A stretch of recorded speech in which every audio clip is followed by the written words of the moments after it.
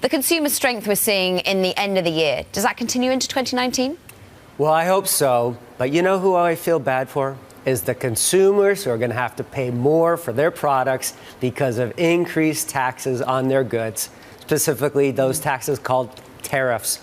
A lot of people think about we're going to punish the foreign producers, but the fact is they're taxes on American consumers, and those are actually going to hit people's pocketbooks. It's going to be taxing American corporations who are using ingredients from other goods, and it's also going to be taxing specifically foreign products that are bought by American consumers.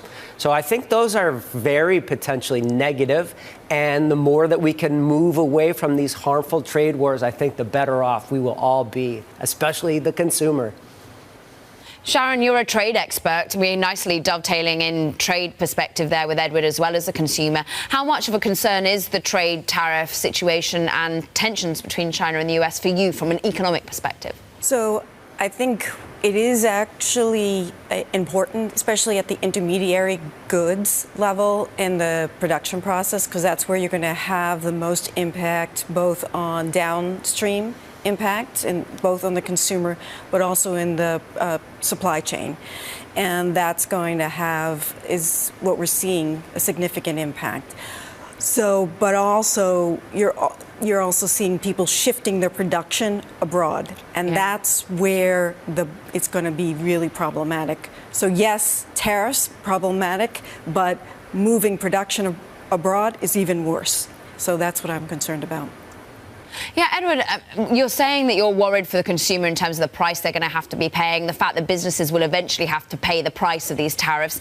Will it all backfire from an economic perspective, or will the trade tariffs in some way work if we do see an opening up of the Chinese economy? We did see just over the course of this weekend today yet more moves by China to alleviate tensions, certainly promising new rules, new regulations in particular, when it comes to promising to treat all companies equally. Yeah. So that the ideal, from my perspective as an economist, is a world without tariffs, a world without taxes on consumer goods and production goods.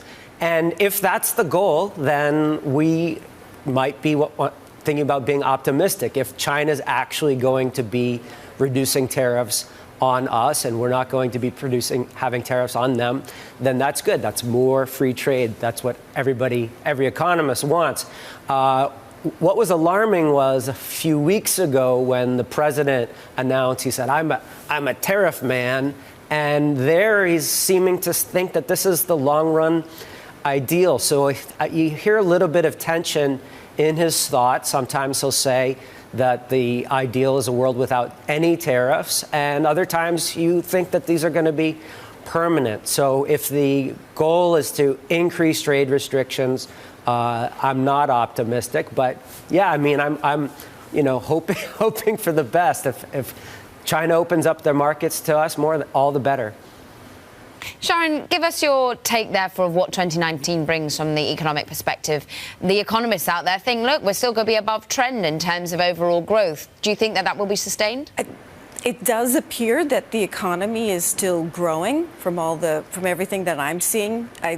What we see is that there is a lag in the trade aspects that are going forward, that there will be uncertainty in some of the investment that may be slowing. Consumer demand does not appear to be slowing down yet.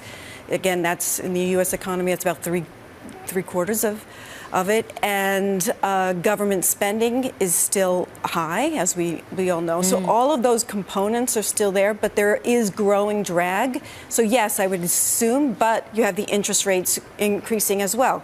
So those are the counters that we should be seeing. So it should be increasing, but not at the same rate. And I don't know if it's sustainable. Slower growth to come, and we'll see whether that growth does remain sustainable. Great to get your perspective, Sharyn O'Halloran of Columbia University, and of course Edward Stringham of the American Institute for Economic Research.